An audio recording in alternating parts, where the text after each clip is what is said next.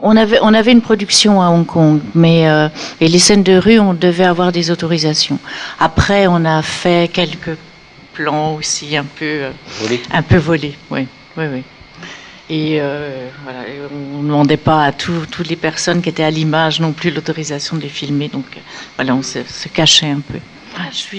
Après ça, j'ai fait un premier film pour, je crois, 500 000 francs, voilà, qui était un film très à part, comme directeur de production, mais qui était un film aussi, enfin, c'était vraiment la chance, c'était un film américain, enfin, d'un metteur en scène américain, un jeune garçon qui s'appelait Alexandre Rockwell, et c'était avec Samuel Fuller quand même. Et on avait, je crois, 500 000 francs pour faire tout le tournage en France. Donc j'ai fait. Le premier vrai film, c'était La Désenchantée, en 89, de Benoît Jacot.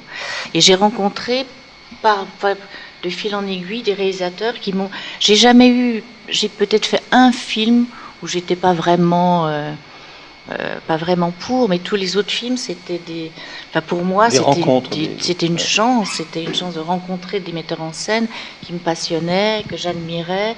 Et donc, du coup, sur chaque projet, c'est un challenge et ça reste toujours un challenge. Pour moi, voilà, c'est pas parce que j'ai 20 ans de métier que je vais réussir à bien faire le prochain. Enfin, je veux dire, chaque fois, c'est une remise en question mais c'est ça qui donne l'énergie, quoi.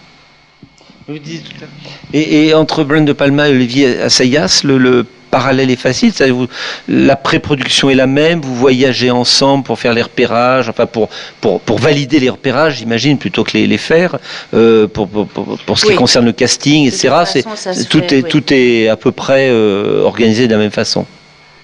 On est obligé de toute façon, puisque effectivement, on doit avoir un œil sur toute la fabrication, donc, et sur toutes les décisions en fait qui sont prises.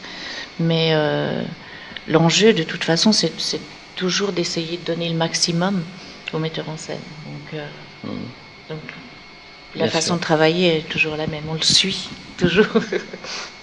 Très important. C'est vous personnellement qui négociez des prix de location, des salaires Les salaires, oui, les fournisseurs, toutes les locations de matériel. Après, les locations de lieux, c'est plus le régisseur, puisque ça fait partie de son travail. Après, il y a des décors qu'on peut ou qu'on peut pas se payer, mais c'est en général le régisseur général qui fait ça. Après, les acteurs, effectivement, c'est nous aussi. Il y a beaucoup de choses qui passent par nous.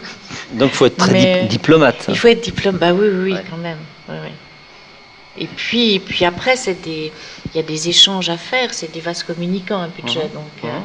Donc s'il y a quelque chose de trop cher, mais auquel le réalisateur tient, il faut lui retirer quelque chose là. Donc voilà, c'est des...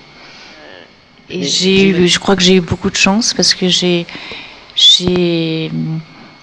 d'abord, j'ai pas commencé par la direction de production, j'ai fait plein de petits métiers, non, mais j'ai été d'autres métiers. J'ai été assistant réalisateur, j'ai été script, je suis repassée stagiaire régie, j'ai fait de la régie après.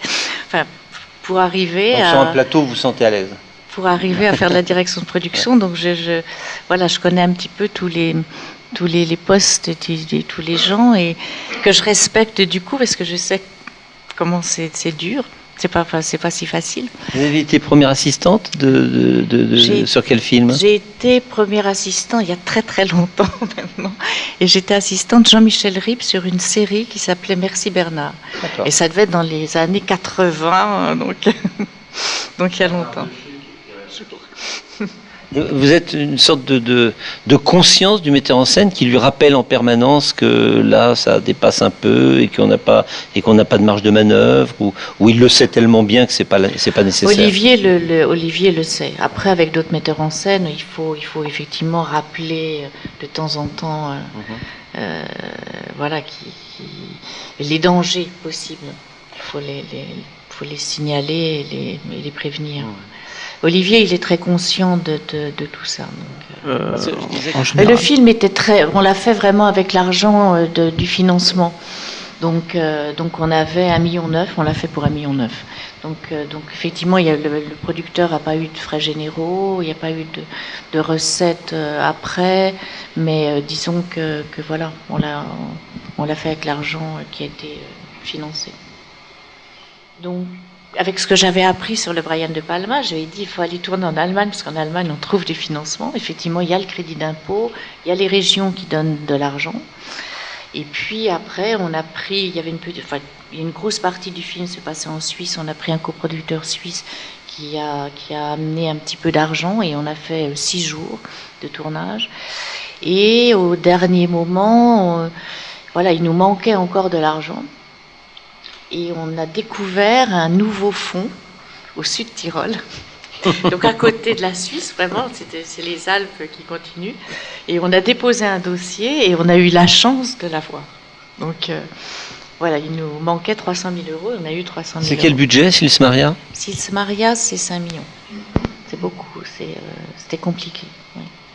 Après, on a eu des préventes, ça se fait aussi avec des préventes de pays.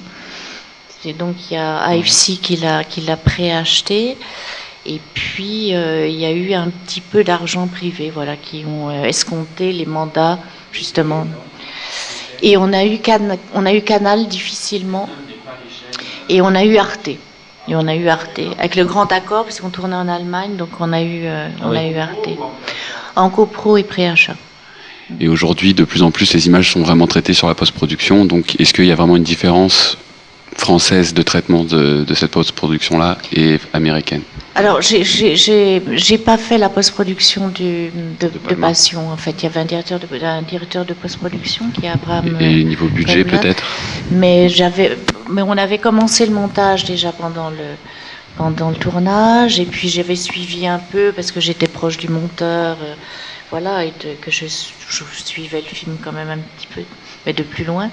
Il y avait pas, non, les effets spéciaux sont faits en France, chez Digimage. Il y a vraiment pas de différence. Enfin, lui aussi s'est adapté aussi à la façon française, parce que par exemple pour le son, moi quand je vois des budgets américains et je vois la post-production du son qui est totalement différente de la façon qu'on a de la faire, lui s'est adapté et l'a fait avec un monteur son français, il l'a fait avec un mixeur, et il n'y a pas eu 10 000 monteurs son, des directs, des effets, des musiques, des choses comme ça.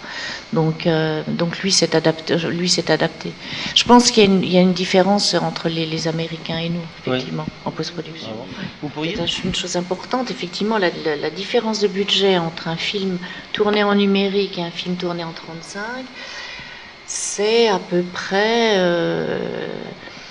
entre 80 000 et 100 000 euros.